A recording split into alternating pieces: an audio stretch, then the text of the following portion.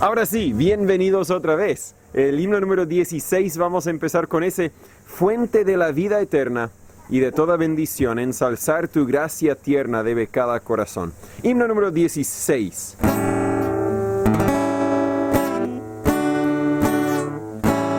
Fuente de la vida eterna y de toda bendición, ensalzar tu gracia tierna debe cada corazón. Tu piedad inagotable, abundante en perdonar, único ser adorable, gloria a ti debemos dar. De los cánticos celestes te quisiéramos cantar, entonados por las huestes que lograste rescatar. Almas que a buscar viniste, porque les tuviste amor, de ellas te compadeciste con tiernísimo favor. Toma nuestros corazones, llénalos de tu verdad, de tu espíritu los dones y de toda santidad. Guíanos en obediencia, humildad y puro amor. Nos ampare tu presencia, oh bendito Salvador. Hermano segundo, ¿puede dirigirnos en un momento de oración, por favor?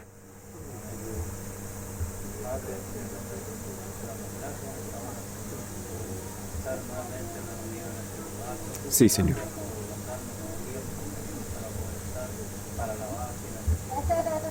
Amén.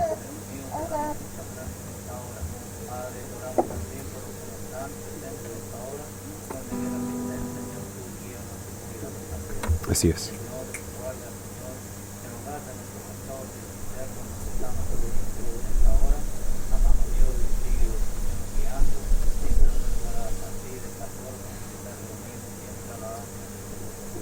Amén.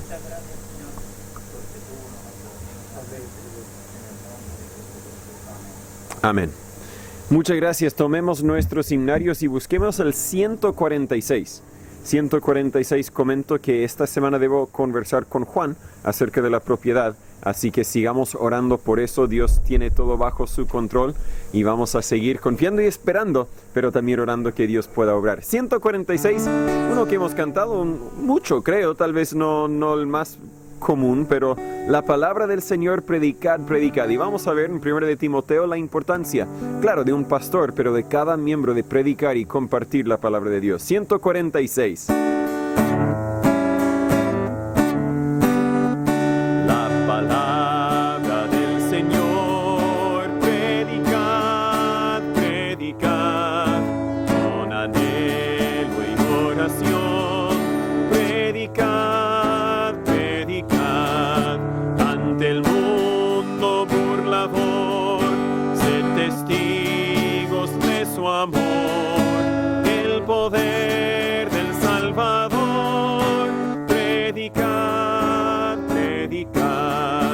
el ejemplo del Señor, imitad su humildad y tierno amor, imitad su constancia en la oración, su paciencia en la aflicción, su bondad y compasión.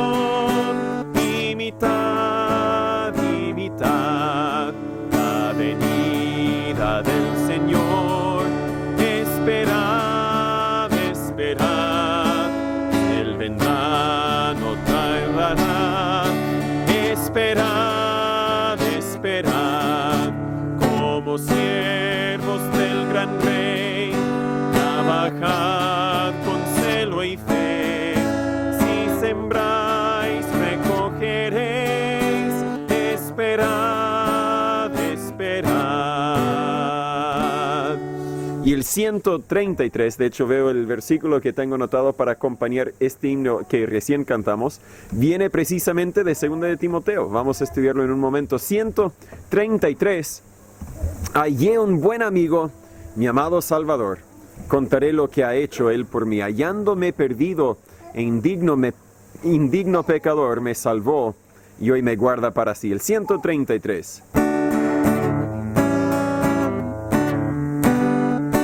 Hallé un buen amigo, mi amado Salvador. Contaré lo que ha hecho él por mí.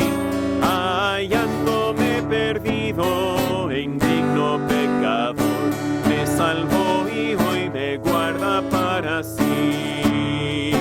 Me salva del pecado, me guarda de Satán, promete estar conmigo hasta el fin. Aleluya, Él consuela mi tristeza, me quita todo afán.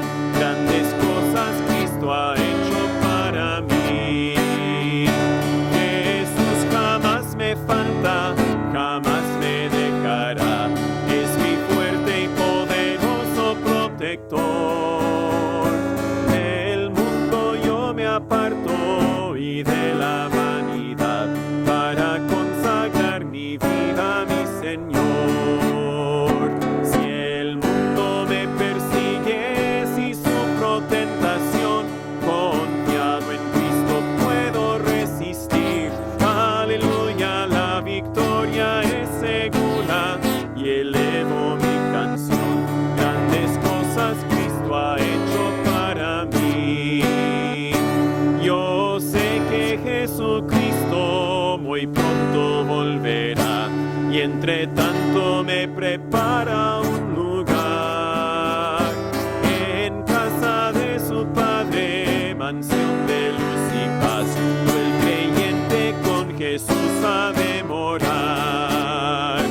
Llegando a la gloria, con Él yo estaré, contemplaré su rostro siempre allí. Con los santos redimidos, gozoso cantaré, grandes cosas Cristo ha hecho para mí. Y podemos cantarlo ahora mismo. Grandes cosas Cristo ha hecho para mí. ¿Fue algo chistoso, Nathan? No. Pero vi a algunos de los niños queriendo cantar. Y eso siempre da gozo. Tomen sus Biblias, por favor, y busque conmigo 1 de Timoteo, capítulo 4. 1 de Timoteo, capítulo 4. La semana pasada vimos algunos de los requisitos y el rol que cumple el liderazgo de la iglesia. Y justo después de hablar de los requisitos de un pastor, Pablo toma tiempo ahora para hablarnos de la función del pastor o las cualidades que debería tener para ser un pastor exitoso. No tan solo un pastor que cumple el rol, sino un pastor que realmente cumple todo lo que Dios quiere que cumpla. Sería buena pregunta para pensar, para reflexionar un poco, ¿qué hace un pastor? Yo tuve que aprender la respuesta durante estos 5 años que hemos estado en Chile. Claro que predica. Y eso creo sería lo primero que pensamos como lo que hace un pastor. Pero mi tiempo de predicar ocupa un 5 al máximo 10% de mi tiempo en el ministerio cada semana. ¿Verdad? Ahora predico 1 hora en la mañana, 1 hora en la tarde y se acabó. 2 horas, que son 5% de 1 hora de una semana de 40, 45 horas. Claro que también estudio y estudio mucho más. Típicamente para un sermón pongo unas 4 o 5 horas de estudio para preparar el material que vamos a entregar. Pero también hay mucho más. ¿Qué más hace un pastor? De hecho, yo he encontrado que aunque pensamos del tiempo de predicar como lo más importante y en cierto sentido representa muy poco y para mí no es tanto lo más importante. Yo encuentro que lo más importante, lo más productivo es el tiempo que podemos tener juntos para estudiar juntos en grupo pequeño, las conversaciones que tuvimos. El hermano Juan Carlos pudo acompañarme a Cañete la semana pasada, antepasada, hace unos 10 días, y fue un tiempo muy bueno para poder conversar, para poder conocernos juntos y así mejor conocer cómo poder orar el uno por el otro, poder ayudarnos los unos a los otros. Entonces, cuando pienses del rol o el trabajo de un pastor, claro que predica, pero eso es solamente una parte de lo que un pastor debería hacer. Pero más que qué hace un pastor, ¿cuáles habilidades necesita un pastor para ser exitoso? No vamos a repasar las cualificaciones para un pastor, que son requisitos, sino vamos a ver algunas habilidades que son importantes para que un pastor no tan solo cumpla con los requisitos, sino que también sea exitoso en su labor. Vamos a leer el capítulo entero como es nuestro hábito y luego vamos a ver 3 cualidades esenciales de un pastor exitoso. Primero de Timoteo capítulo 4, versículo 1, la Biblia dice: pero el Espíritu dice expresamente que en los postreros tiempos algunos apostatarán de la fe, escuchando a espíritus engañadores y a doctrinas de demonios, que con hipocresía hablan mentiras, teniendo cauterizada su conciencia. Prohibirán casarse y mandarán abstenerse de alimentos que Dios creó para que con acción de gracias participasen de ellos los creyentes que han conocido la verdad. Porque todo lo que Dios creó es bueno, y nada es de desecharse si se toma con acción de gracias. Porque por la palabra de Dios y por la oración es santificado. Si esto propusiereis a los hermanos, serás buen ministro de Jesucristo, nutrido en las palabras de la fe y de la buena doctrina, la cual has alcanzado. Mas desecha las fábulas profanas y de viejas, y ejercítate para la piedad. Porque el ejercicio corporal para poco es provechoso, mas la piedad para todo aprovecha, pues tiene promesa de la vida presente y de la venidera. Palabra fiel es esta y digna de ser recibida por todos, que por esto también trabajamos y sufrimos oprobios, porque esperamos en el Dios viviente, el cual es el Salvador de todos los hombres, mayormente de los que creen. Esto manda y enseña: ninguno tenga en poco tu juventud, sino sé ejemplo de los creyentes en palabra, en conversación, en caridad, en espíritu, en fe, en pureza. Entre tanto que vengo, ocúpate en la lectura, la exhortación y la enseñanza. No descuides el don que está en ti, que te fue dado por profecía con la imposición de las manos del presbiterio. Medita en estas cosas, ocúpate en ellas, para que tu aprovechamiento sea manifiesto a todos. Ten cuidado de ti mismo y de la doctrina. Persiste en ellos, pues haciendo esto te salvarás a ti mismo y a los que te oyeren. Oremos. Señor Padre, gracias una vez más por tu palabra, que es viva, que es eficaz y que es más penetrante que una espada de doble filo. Señor, mientras que estudiamos lo superficial tal vez de este capítulo, ayúdanos a entender las verdades. Pero Señor, no tan solo que alcancen a nuestros oídos, sino también a nuestra mente, nuestro corazón, para que podamos entender lo que usted quiere de un pastor y así también entender que usted pide lo mismo de cada hijo suyo, que realmente vamos a servirte, que realmente podamos obedecerte con nuestras vidas. Háblanos y enséñanos en el nombre de Jesús, te lo pedimos. Amén. Vamos a dividir este capítulo en 3 cualidades, 3 hábitos esenciales de un pastor exitoso. Primero, el pastor exitoso tiene que predicar la palabra. Y lo vimos en cierto sentido en los primeros 6 versículos. Pablo había advertido a los líderes de Éfeso que habrían falsos maestros en Hechos capítulo 20. Y ahora parece que están llegando. Le recuerda de esa profecía, el Espíritu dice expresamente que algunos apostatarán. Y luego dice qué es lo que sucedería, pero creo al parecer en el contexto esto ya está sucediendo en la iglesia de Éfeso.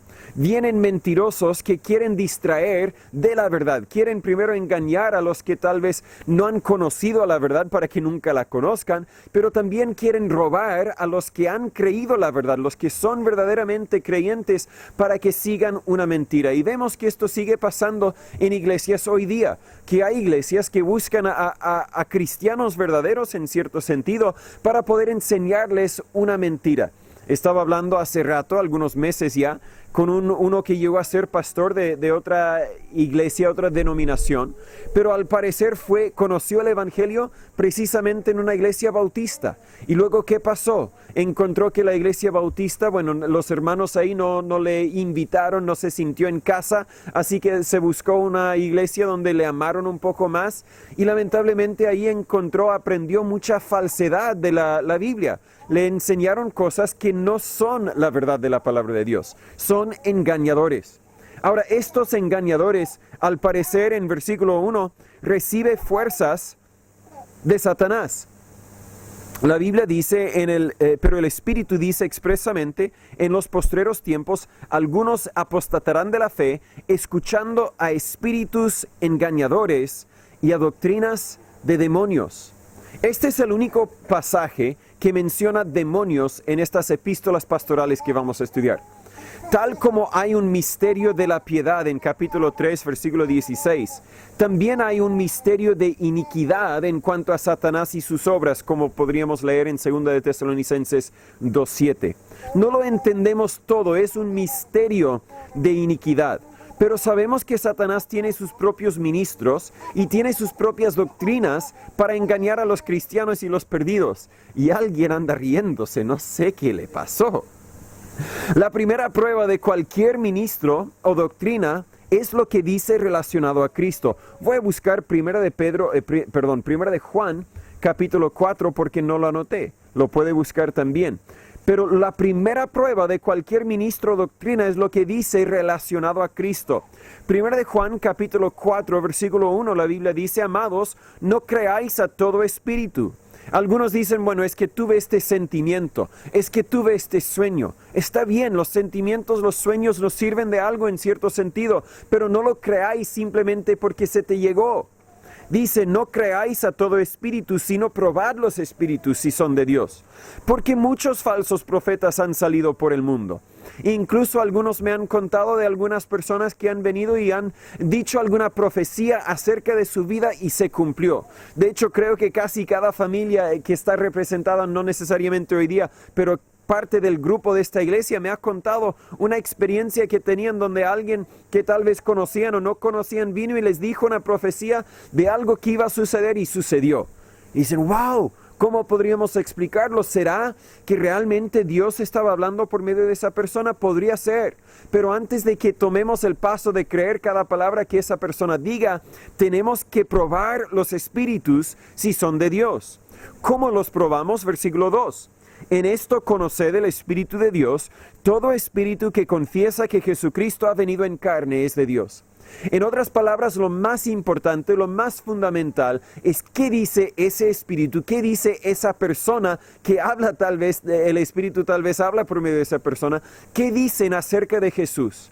¿Dicen que Jesús es suficiente? ¿Dicen que la sangre de Jesús es capaz de perdonarnos de todos nuestros pecados, tanto los pasados como los presentes y los futuros? ¿Dicen que Jesús es todo lo que necesitamos para ser salvos? ¿O dicen que tenemos que agregar nuestra parte? ¿Qué dicen acerca de Jesús? Si no hablan la verdad acerca de Jesús, son mentirosos. Tenemos que probar los espíritus para ver si son de Dios.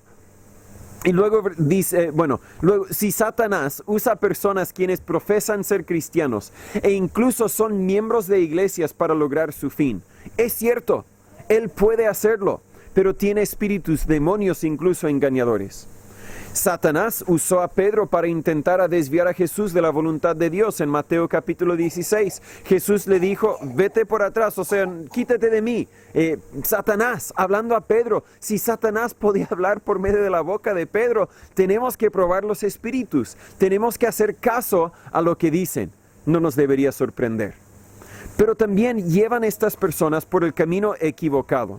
Por eso la última parte de capítulo 4, versículo 1 de 1 de Timoteo, dice doctrinas de demonios. Escuchan estos espíritus engañadores y creen doctrinas de demonios. ¿Qué son doctrinas de demonios? Doctrinas que no vinieron de Dios. Doctrinas que no vinieron de la palabra de Dios. Que ellos quieren que las personas se desvían de la fe verdadera. La palabra apostatar, dice, algunos apostatarán de la fe. Samuel, you may get the book. You need to be quiet. If you need to sit in the grass, you may. Apostatar, la palabra significa voluntariamente desviarse de la verdadera fe cristiana. Es decir, conozco la verdad, pero he elegido seguir una mentira. Si uno nunca ha conocido la verdad, no puede apostatarse de la verdad. ¿Por qué? Porque nunca conoció la verdad. Pero uno quien conoció la verdad y tal vez incluso por un rato siguió la verdad y luego dice no voy a creer otra cosa, ha apostatado. Alguien hace poco me estaba comentando de un pastor que antes conocían que predicaba la verdad en cuanto a la seguridad de la salvación. Y hoy día predica otra cosa, predica que la salvación verdadera se puede perder. Es un ejemplo, y no quiero nombrar a nadie para ofender o insultar a nadie, pero es un ejemplo de uno que ha apostatado de la fe. No ha perdido su salvación. Si de verdad fue salvo antes, sigue siendo salvo. Pero en vez de creer y enseñar la verdad, ahora está creyendo y enseñando una mentira. Ellos no buscan edificar la iglesia o impulsar a personas a una relación más profunda con Cristo. Al contrario, estos espíritus engañadores y los falsos profetas buscan juntarse seguidores quienes serán parte de sus grupos, parte de sus programas. En vez de exaltar a Cristo, buscan exaltarse a sí mismo. Y resulta cierto en la mayoría de los casos. Esta es una diferencia entre una iglesia verdadera, una iglesia bíblica y una secta o un grupo religioso. Una iglesia verdadera busca ver almas convertidas y edificadas espiritualmente, mientras que una secta, un grupo religioso, busca aumentar su grupo y hacerse más siervos o esclavos incluso de su grupo. Sin embargo, no todos los maestros falsos están en sectas. Algunas están en iglesias, algunas están en púlpitos enseñando doctrina falsa y engañando a la gente. Pero versículo 2 también nos dice que son hipócritas. No tan solo son mentirosos, sino que también son hipócritas. La Biblia dice que con hipocresía hablan mentiras. Jesús dijo en Mateo 7, versículos 15 y 16, «Y guardaos de los falsos profetas que vienen a vosotros con vestidos de ovejas, mas de dentro son lobos rapaces. Por sus frutos los conoceréis». Es decir, dicen una cosa, pero su vida demuestra que no es así. Dicen una cosa y luego hacen otra. Obligan a sus seguidores a hacer algo, tal vez sacrificar de sus finanzas, pero ellos mismos no lo hacen. De hecho, me acuerdo de un conocido obispo de una iglesia muy grande en Santiago, que de vez en cuando todavía salen las noticias, pero primero salió en las noticias porque resultaba que de esta iglesia enorme estaba guardando la mitad de los diezmos para sí mismo. Y dijo, bueno, mis 9 millones o no sé qué mensuales que recibía es lo digno, lo que merezco como pastor. Por favor. Puro mentira, pura hipocresía. Por seguro pide a los seguidores que sacrifiquen para la iglesia, pero al parecer él no está dispuesto a sacrificar para la iglesia. Él dice, no, yo necesito mis 9 millones mensuales, o no me acuerdo la cantidad exacta. Hipocresía. Deberías poder identificar a un verdadero siervo de Dios por su honestidad e integridad.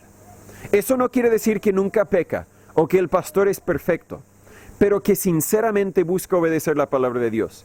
Se esfuerza para mantener una conciencia limpia. La palabra dice ahí, teniendo cauterizada su conciencia en versículo 2.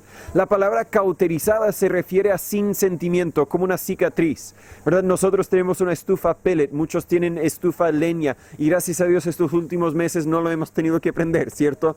Pero en unos meses más los vamos a prender. Y hemos tenido que enseñar a los niños, no lo toques, especialmente al vidrio, no lo toques, porque ni en medio segundo de tocar el vidrio, te vas a quemar. Pero si lo tocan, esa primera vez, ¡au! Pero ¿qué tal por tonto? Una semana más vuelven a tocarlo, ¡au! Y otra semana más por tonto, porque son tontos, pero yo también en otro sentido también soy tonto, no quiero insultar a mis niños. Lo vuelven a tocar, va a llegar el momento cuando tienen cicatrices en la mano y ya no duele. Y eso lo mismo sucede con el pecado. Como cristianos, teniendo el Espíritu Santo dentro de nosotros, y aún así pecamos. Y el Espíritu Santo dice, ¡au! No lo haces. Y decimos, no lo hubiera hecho. Pero luego en una semana más tenemos otra oportunidad de cometer el mismo pecado y tenemos que elegir. Si elegimos no, estamos alimentando, fortaleciendo el Espíritu y desarrollando hábitos buenos. Pero si decimos pecar, el Espíritu dice, no lo hagas. Y si seguimos y seguimos, va a llegar el momento cuando tenemos la conciencia cauterizada y lo hacemos como que si no fuera nada, como que si no sucediera nada. La conciencia cauterizada. Cuando afirmamos algo con nuestros labios y lo negamos con nuestras acciones, no importa si otros se dan cuenta o no, si decimos deberías hacer esto y no lo hacemos nosotros, perdemos un poco más del sentimiento en nuestras conciencias. Porque al hacerlo la conciencia se acuerda lo que recién dijimos y lo hacemos como quiera. Nuestras palabras y nuestras acciones siempre deben estar de acuerdo. En Colosenses 3:17 la Biblia dice, todo lo que hacéis, sea de palabra o de hecho, hacedlo todo en el nombre del Señor Jesús, dando gracias al Dios y Padre por medio de Él. Un verdadero apóstata no tan solo está mal doctrinalmente, sino que también está mal moralmente. Normalmente erró primero en su vida personal y luego cambió su doctrina para justificar esa vida personal. No tan solo son hipócritas, sino que también en versículos 3 al 5 niegan la palabra de Dios. Dice, prohibirán casarse. ¿Qué? Parece que estos falsos maestros combinaron el judaísmo o el legalismo con ascetismo. Pablo tiene que confrontar esta misma doctrina falsa en Colosenses capítulo 2. Estos maestros enseñaron que la vida soltera es más espiritual que la vida casada, lo cual es contrario a lo que la Biblia dice. En Génesis 2:18, no lo anoté, lo busco rápido, la Biblia dice, y dijo Jehová Dios, no es bueno que el hombre esté solo, le haré ayuda idónea para él. Dios dice que no es bueno que el hombre esté solo. Ahora, claro, a veces la voluntad de Dios puede ser para un varón que no se case, pero en general no es bueno para el varón que esté solo. Y ahora estos religiosos, en 1 de Timoteo 4, prohibirán casarse. Dicen, no, es más espiritual ser soltero, cuando la Biblia nunca enseña eso. De hecho, en Mateo 19, Jesús aprobó de la santidad del matrimonio, aunque también señaló en Mateo 19, versículos 10 al 12, que tal vez no todos deberían casarse. Ten mucho cuidado con cualquier religión o enseñanza que modifica el matrimonio que Dios ha ordenado. Y ten cuidado con los que insultan la creación de Dios. Luego dice, ¿verdad? Mandarán a abstenerse de alimentos que Dios creó para que con acción de gracias participasen de ellos los creyentes que han conocido la verdad. No, Dios lo creó, Dios lo hizo. No digas que es malo para nosotros tocarlo. Cuando decimos de alimentos que tal vez deberían ser prohibidos para el cristiano, típicamente lo único que señalamos hoy día sería el alcohol. Dios, en cierto sentido, podríamos decir que creó el proceso de fermentación natural, pero la gran mayoría del alcohol que se toma hoy día no es parte del proceso de fermentación natural.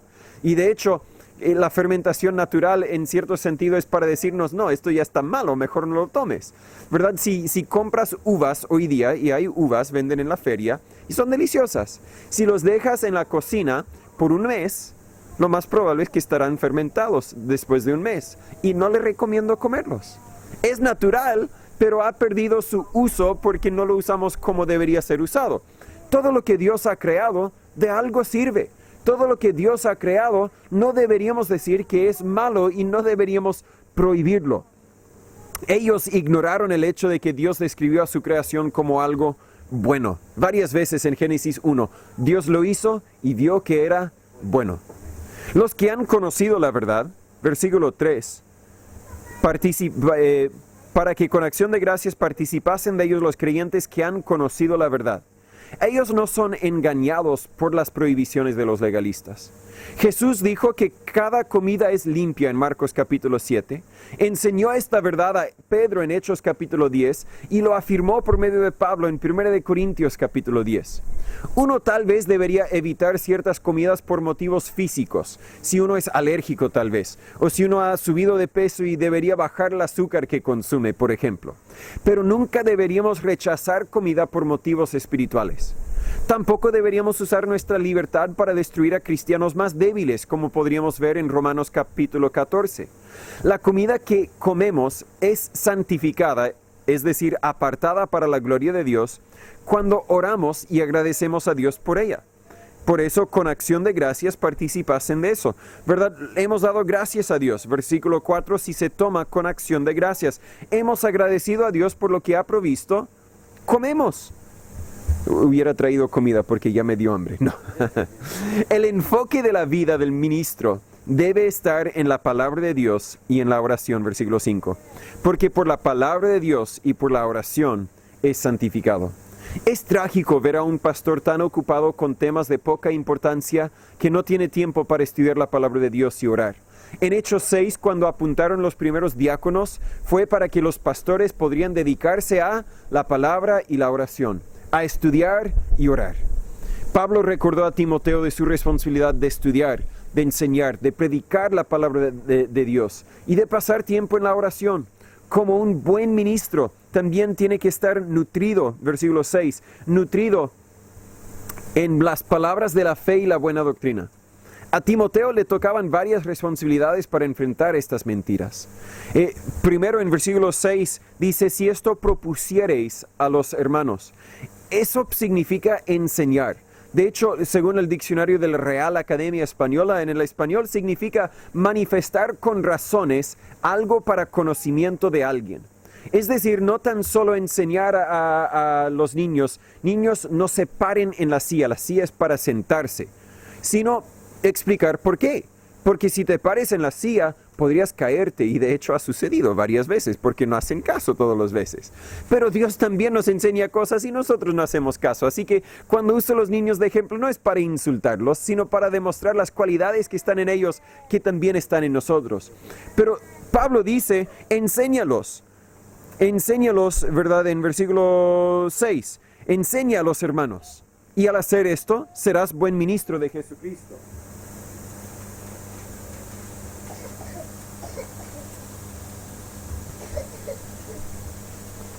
Un ministro tiene que enseñar acerca de la doctrina falsa. Tal vez la doctrina falsa no debería ser el enfoque de su ministerio, pero tenemos que enseñar todo el concilio de Dios, como dice en Hechos 20:27. En las rutas, algunos avisos nos guían, nos enseñan por dónde vamos a ir, pero otros avisos nos advierten de algún peligro que hay más adelante. Y el pastor, la enseñanza del predicador, debería ser las dos cosas: enseñarnos el camino que deberíamos tomar y también avisarnos de los peligros que hay en el camino. También en versículo 6, lo vimos ya, deben nutrirse en las palabras de Dios. Claro que cada cristiano debe alimentarse cada día de la palabra. Esto es para todos los creyentes, pero es especialmente importante para un pastor. Al estudiar cada día la buena doctrina y meditar en ella, podrá crecer y guiar a la iglesia. El pastor exitoso predica la misma palabra en la cual él se alimenta cada día. Alguien dijo, es imposible dar a otro lo que uno mismo no tiene. Es imposible enseñar a otro lo que uno mismo no ha aprendido. Es imposible demostrar a otro un hábito que no ha desarrollado en su propia vida. Tiene que predicar la palabra. En versículos 7 al 12, un ministro, un pastor exitoso, también tiene que practicar la palabra. Pablo ahora incorpora una ilustración atlética en su carta. Tal como un atleta tenía que rechazar ciertas cosas, alimentarse bien y hacer ejercicios para fortalecer sus músculos, también un cristiano debería ejercitarse espiritualmente.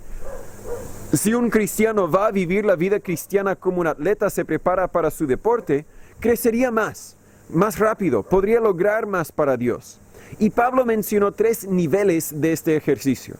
Primero vemos lo malo en versículo 7. Mas desecha las fábulas profanas y de viejas. Para enseñar, y por favor, Pablo no está insultando a las viejas. Es simplemente un dicho. No sé si existe un dicho en español parecido, pero en inglés hay un dicho de que, bueno, esa es una fábula de las esposas viejitas. No sé por qué lo decimos, no sé por qué insultamos a las esposas con ese dicho, pero es el dicho, no lo queremos decir como un insulto, y tampoco Pablo aquí está insultando a las viejas. Pero a veces tomamos algo que ha sido un dicho que siempre nos han dicho, y lo tomamos como tan cierto como la Biblia, cuando no es así, ¿verdad? Para enseñar una doctrina falsa, tienes que basarte o en porciones limitadas de la Biblia, tomando pasajes fuera de su contexto, o tienes que basarse en opiniones y tradiciones de hombres. Porque para enseñar una doctrina falsa, no te estás basando en la palabra de Dios. Tal como las fábulas que contamos a los niños. No tienen nada que ver con lo que es real. son simplemente invenciones humanas. No se me viene a la mente ninguna fábula, pero la historia tal vez de las princesas de Disney, ¿verdad? Ni se me vienen los nombres de las princesas. ¿Nelson conoce una? Sí, también, el conejo y la tortuga, esa fábula. Algo así, pero entendemos lo que es una fábula. Tal vez usamos la fábula para enseñar una verdad, pero la fábula no es verdad. Y muchas veces los que enseñan doctrinas falsas también se basan en una fábula, algo que no tiene nada que ver con la verdad de la palabra de Dios. De hecho, no podemos descubrir doctrinas nuevas. Por lo tanto, Pablo animó a Timoteo a permanecerse en la fe verdadera, la fe y la buena doctrina que ya conoce, sin seguir esas fábulas. De hecho, lo vimos lo vamos a ver en 2 de Timoteo. 2 de Timoteo, no lo vamos a ver ahora, pero lo vamos a ver más adelante sin duda. De permanecer en lo que hemos aprendido, porque no hay doctrinas nuevas.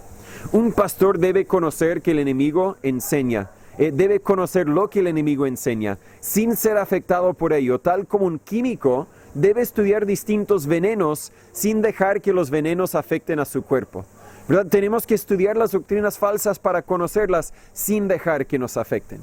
Eso es lo malo. También hay lo temporal, que es el ejercicio corporal. Dice en versículo 7, ejercítate para la piedad. Porque el ejercicio corporal, versículo 8, para poco es provechoso. Sirve. Dios nunca dice que no deberíamos hacer ejercicio. Deberíamos hacer ejercicio. Estamos siguiendo con la ilustración del atleta. Claro que debemos cuidar nuestros cuerpos, ya que son templos de Dios en 1 Corintios 6, 19. Son herramientas para la gloria de Dios y el servicio de Dios en Romanos 12. Pero el ejercicio solo nos ayuda en esta vida. Mientras que el ejercicio de la piedad aprovecha para ahora y también para la eternidad. Pablo no pidió que Timoteo eligiera entre las dos cosas. Así que creo que Dios espera que también nosotros practiquemos ambas, que hagamos ejercicio físico, pero que también ejercitemos la piedad. Y eso es el tercer tipo de práctica, la práctica eterna, la piedad. Y eso lo leemos del versículo 7 hasta el versículo 12. Dice que por esto, versículo 10, que por esto también trabajamos y sufrimos oprobios, porque esperamos en el Dios viviente, el cual es Salvador de todos los hombres, mayormente de los que creen. Esto manda y enseña, ejercítate en la piedad. Al hablar de la piedad no estamos hablando de nuestro conocimiento de la verdad, tanto como nuestra obediencia a la verdad. Estamos hablando de nuestro carácter y comportamiento, las cuales son mucho más importantes que trofeos y medallas. Pablo retó a Timoteo a dedicarse a la piedad tal como un atleta a su deporte. Pablo usó ilustraciones parecidas al hablar con los corintios en 1 Corintios 9 para enfatizar la disciplina necesaria para vivir piadosamente. Tal como un atleta tiene que controlar su cuerpo, tiene que someterse a reglas, también el cristiano tiene que asegurarse de que su cuerpo sea su siervo y no su jefe. Es decir, claro, mi cuerpo debe hacer lo que yo le digo, yo no debo hacer lo que mi cuerpo me dice. Mi cuerpo me dice tal vez, cómete ese chocolate. Yo no tengo que obedecer a mi cuerpo, tengo que obligar a mi cuerpo a obedecerme a mí y al espíritu más que nada. Al observar los atletas cuando hacen sus ejercicios en pleno calor del día, me acuerdo que hay ejercicios espirituales a los cuales yo también debería dedicarme. La oración es un ejercicio, un hábito, algo que debo hacer repetidas veces. La meditación, la autoexaminación, la comunión, el servicio al Señor, el sacrificio al Señor, el sometimiento, testificar, etc. Son cosas que no lo hacemos una vez y ya lo hice, sino deberían ser ejercicios diarios, habituales en nuestras vidas. Todas estas cosas me ayudan a ser una persona más piadosa con la ayuda del Espíritu Santo. El ejercicio espiritual no es fácil. Tenemos que trabajar y sufrir oprobios, dice el versículo 10. Pero esto no tan solo es provechoso para nosotros, sino también para otros. Versículo 11, porque Dios es el Salvador de todos los hombres. Pero si nuestras vidas no demuestran esa verdad, ¿cómo la conocerán? Esto nos permite para ser ejemplos para animar a otros. Y en versículo 12, hablando específicamente a Timoteo, que ninguno tenga en poco su juventud, podríamos decir lo mismo, ninguno tenga en poco tu madurez, ninguno tenga en poco tu cualquier cosa, sino todos deberíamos ser ejemplos en palabra. Nuestras palabras deben ser honestas, deben ser amorosas. Efesios 4:15, la Biblia dice, antes hablando la verdad en amor, crezcamos en todas las cosas en aquel que es la cabeza, en Cristo. Luego dice conversación, y cuando la Biblia dice conversación no se refiere a nuestras palabras, ya lo mencionó anteriormente, sino se refiere a la forma en que vivimos, no tan solo nuestras palabras. Debemos ser sinceros, seguidores de Cristo, no como los hipócritas. En Tito 1:16, la Biblia dice, profesan conocer a Dios, mas con sus hechos lo niegan, con su conversación, con el hábito de su vida, siendo abominables y rebeldes y reprobados para toda buena obra. Luego dice, ejemplo, en caridad.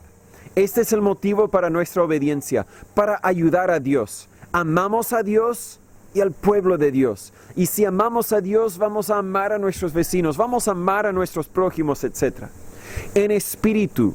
Eso se refiere no tanto al Espíritu Santo, sino su entusiasmo al obedecer a Dios. Mi espíritu, tengo ganas, no es que venga a la iglesia y voy a cantar los himnos. No, me encanta. Hola hermano, ¿cómo se encuentra? Gran gozo verle. Hola hermano, ¿cómo está? No, ese ejemplo de los creyentes en espíritu, en fe. Confiamos en Dios y por lo tanto obedecemos a Dios siempre. La fe siempre produce fidelidad. ¿Cómo puedo ver la fe de uno? Al estudiar su vida, al ver su obediencia a Dios a pesar de las dificultades. En pureza, el pecado sexual siempre es una tentación. Y para un pastor joven viviendo en una ciudad llena de inmoralidad, tendría que poner atención a mantenerse puro en mente y cuerpo. Pero yo creo que cuando Pablo escribió esta palabra en pureza, ni tenía idea de la suciedad que viviríamos nosotros hoy día. Hermanos, también tenemos que ser ejemplos de los cristianos, de los creyentes en nuestra pureza. Pero la piedad no tan solo nos ayuda a nosotros y a otros creyentes, sino que también tiene influencia en los perdidos. Pablo recordó a Timoteo que Jesús es el Salvador en versículo 10 y que tenemos que enseñar esa verdad a todos.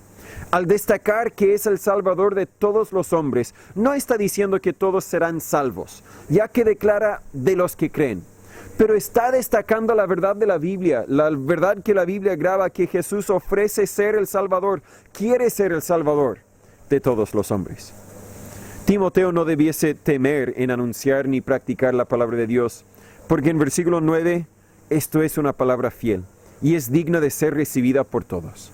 No debiese ser tímido porque es joven. La palabra que se usa ahí se usa para describir una persona desde su juventud hasta los 40 años, así que no sé, Timoteo tal vez tenía más o menos mi edad. De hecho, debe mandar todo esto, en vez de ser tímido, en versículo 11, tal como un capitán comunica órdenes que recibió del general. Luego en versículo 13 al 16, la última parte, no tan solo debería predicar la verdad y practicar la verdad, sino debería progresar en la palabra. La clave para esta conclusión es en versículo 15, para que tu aprovechamiento sea manifiesto a todos. La palabra aprovechamiento es una palabra militar. Se refiere a los soldados que avanzaban primero para limpiar el camino para los que le seguirían. ¿Verdad? Tal vez hay puro bosque, un equipo tendría que ir y limpiar, hacer camino para que otros podrían seguir. Tal vez hay mucho enemigo, entonces un equipo especializado vendría. De hecho, es lo que hacen hoy día los soldados en países como Afganistán e Irak. Bueno, los soldados estadounidenses ya no están en Afganistán, pero tendrían que entrar sabiendo que hay enemigo. Tendrían que limpiar casa por casa para ver si hay explosivos, si hay armas. Tendrían que limpiar para que luego los que vienen, no sé, para construir, para hablar con el jefe de la ciudad, etcétera, podrían llegar tranquilos. Aprovechamiento. Timoteo debía crecer espiritualmente para que otros pudiesen ver su crecimiento, imitarlo y aprovechar de ese crecimiento. Ningún pastor puede guiar a una iglesia a donde él mismo no ha estado. Lo mencioné hace poco. En mi segundo empleo como profesor, tuve una entrevista con el director y fue la única entrevista que tuve donde destacaron, no sé cómo lo dicen, en mi currículum también añadí ¿cómo lo dicen en inglés? Se me fue la palabra. El transcrito, el registro de los cursos que tomé y las notas que saqué. La mayoría no le importaba mi puntaje, el promedio, simplemente le importaba que tenía el título. Pero él lo señaló y dijo, wow, Natán, veo tus notas, tu puntaje, y digo, a él lo quiero como maestro, como profesor. La mayoría de los que vienen con notas de promedio nomás, pero tú tienes notas muy altas. Yo quiero a alguien que tenga notas altas porque sé que uno no puede enseñar a los alumnos algo que no aprendió él mismo. Y se nota que tú lo has aprendido. Y lo mismo es cierto con un pastor. Si vamos a tener a un pastor, no es tanto que tiene que ser súper conocedor de la palabra de Dios, que tenga que haber escrito unos 10 libros teológicos, no es eso, pero tiene que tener conocimiento de la palabra y tiene que demostrar obediencia a ese conocimiento de la palabra. Pero como un kayak en un río, el cristiano que no avanza, de hecho retrocede. Si vas a salir en kayak y vas a avanzar en contra del río y dices, ahora voy a descansar, de hecho vas a retroceder. No podrás mantenerte, así que como cristianos tenemos que avanzar, porque de lo contrario estamos retrocediéndonos. Pero ¿cómo avanzamos? Versículo 13, primero enfatiza la palabra de Dios. Ocúpate en la lectura, la exhortación y la enseñanza. No de escritos humanos por seguro, sino de la palabra de Dios. Timoteo debería ocuparse, y eso significa dedicarse totalmente a la palabra. No era lo que hacía después de hacer lo importante, como lavar las losas es lo que hacemos después de cocinar es lo importante, sino esto era lo más importante. Si yo voy a emplear a un cocinero, no me importa si son expertos en lavar las losas, me importa que sean expertos en preparar la comida, ¿cierto? Y si son más o menos en lavar las losas, bueno, eso lo arreglamos después. Al decir lectura, se refiere a la lectura pública de la palabra de Dios, como hacían los judíos en las sinagogas. Vemos que Jesús leyó las escrituras en la sinagoga de Nazaret en Lucas 4, y Pablo también tenía ese hábito en Hechos 13, por ejemplo.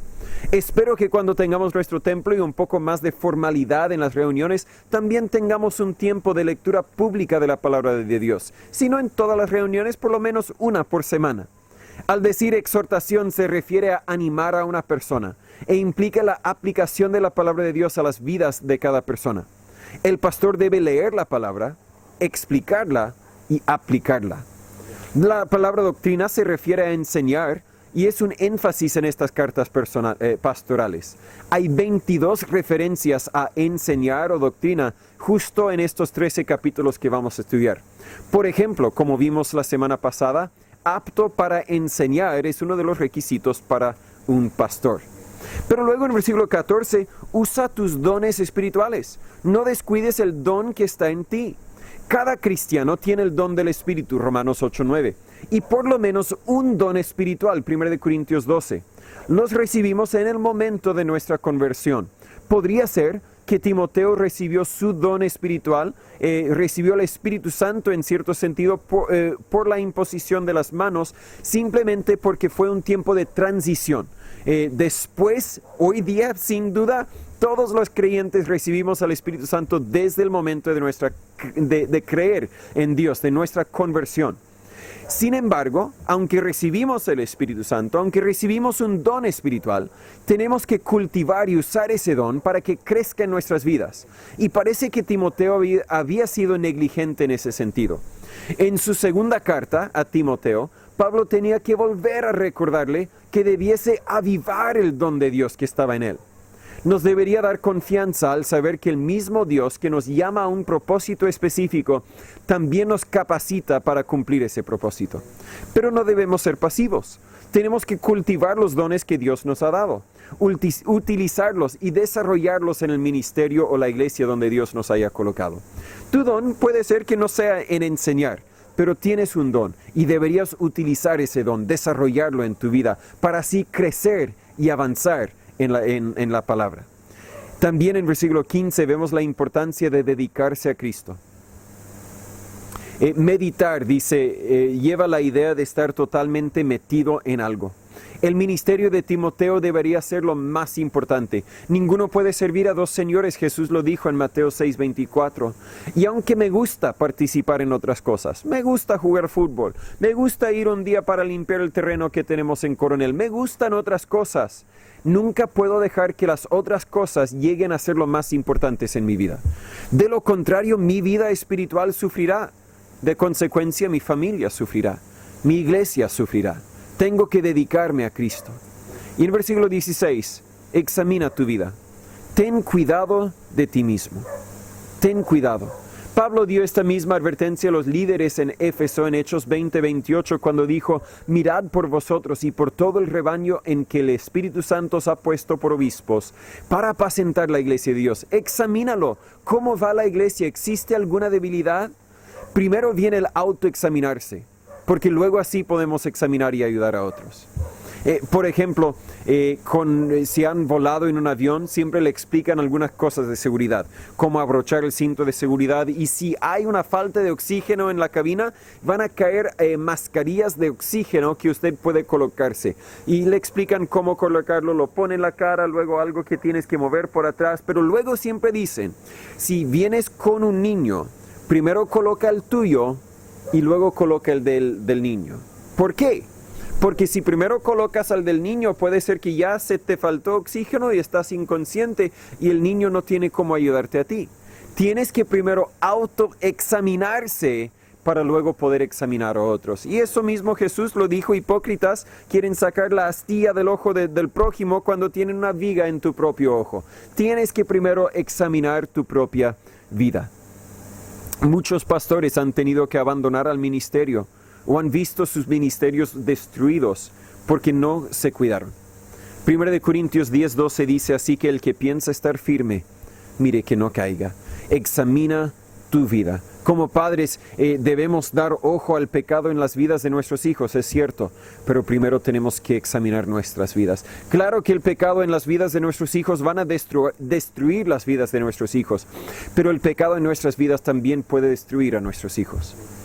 Claro que queremos alcanzar a los perdidos con el Evangelio, queremos fortalecer y edificar la iglesia, pero Dios tiene que obrar en mí, Dios tiene que obrar en nosotros, antes de que podrá obrar por medio de nosotros. Especialmente los pastores, pero no exclusivamente los pastores. Debemos predicar la palabra, debemos practicar la palabra y debemos progresar en la palabra. Tal vez no tengas muchas oportunidades de predicar la palabra en el púlpito, pero lo más probable es que tengas muchas oportunidades de predicarla en la calle, en la micro, en el trabajo y en el hogar. Y siempre puedes practicarla y cada uno tenemos que progresar en ella. Señor, ayúdanos a hacer lo que usted quiere que seamos. Tal vez nunca seré un Pablo ni un Timoteo, pero soy un Natán, soy quien me has hecho. Y Señor, espero que me sigas transformando, sigas haciéndome conforme a tu imagen. Ayúdanos todos, Señor, esta semana a aprovechar de las oportunidades que tengamos de predicar tu palabra, compartir algo, si sea en 30 segundos y si sea en 30 minutos, conversar con alguien más de tu amor hacia nosotros. Ayúdanos a progresar, a practicar, a obedecer lo que nos has enseñado, y ayúdanos a progresar, a conocerte más, a vivir un poco más cada día por ti. Así, y tal vez solamente así, podremos ser lo que usted quiere que seamos. Podremos ser la iglesia que usted quiere que seamos. Y podremos alcanzar a nuestros vecinos con la verdad del Evangelio. Guíanos, úsanos, corrígenos cuando sea necesario. En el nombre de Jesús se lo pedimos. Amén. Terminemos, por favor, con un último himno, como ha sido nuestro hábito. El himno número 85. En el futuro, teniendo el templo, tal vez daremos en este tiempo una oportunidad de orar, de hablar con Dios, y tal vez alguien que no sea yo estará a cargo de la música para que yo pueda estar dispuesto a hablar con alguien que necesita hablar. Ahora igual, siempre puede hablar con Dios, y si necesita hablar conmigo terminando el himno, estamos dispuestos a hablar. Himno número 85.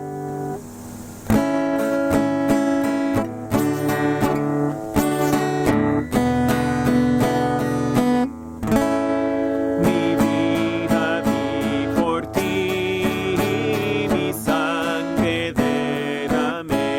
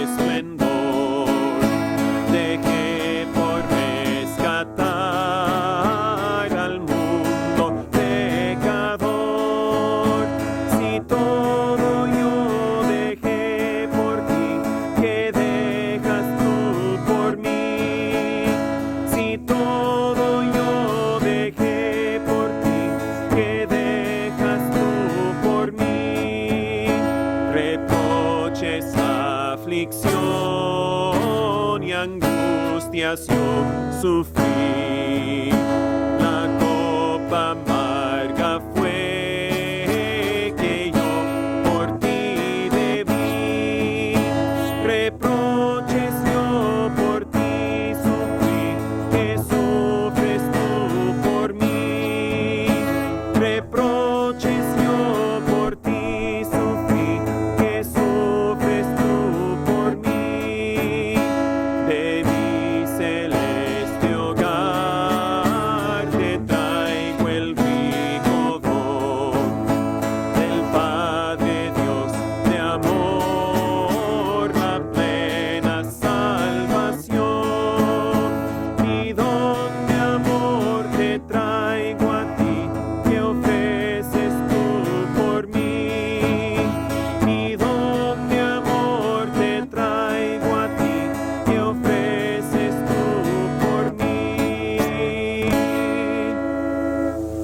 Muchas gracias por su participación. Podemos estar despedidos. Esta semana debo poder visitar, así que hermano segundo, hermana María, espero vernos entre semanas si Dios permite.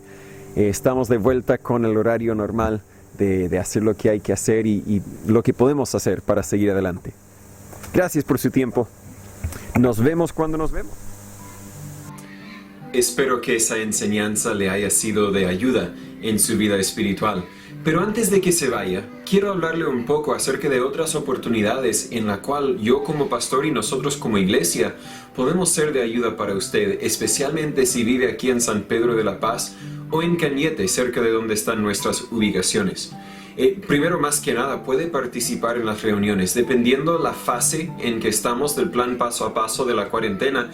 Si estamos en paso 1, no hay reuniones presenciales. Si estamos en paso 2, en cambio, tenemos reuniones los viernes a las 18:30 de la tarde, aquí en nuestro local en San Pedro de la Paz. Y además de eso, yo me ofrezco, los hermanos de la iglesia se ofrecen a ir a su casa si en algo podemos ayudarle. Y quiero hablar un poco, claro que en paso 3, en paso 4 y 5, también ofrecemos venir a su casa, pero quiero hablarle un poco por el momento acerca de las oportunidades que tenemos para ir a su casa. ¿Qué es lo que hacemos cuando pasamos a la casa?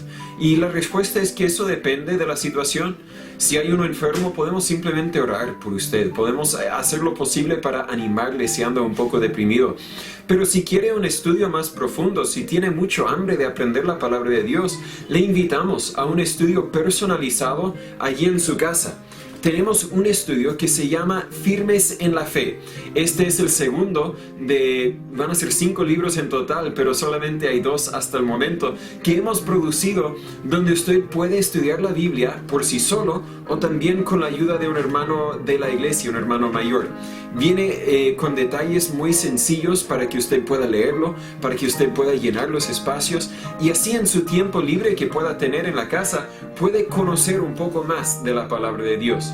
Si usted tiene alguna pregunta en específico, hágamelo saber para que yo pueda también ayudar a contestar esa pregunta.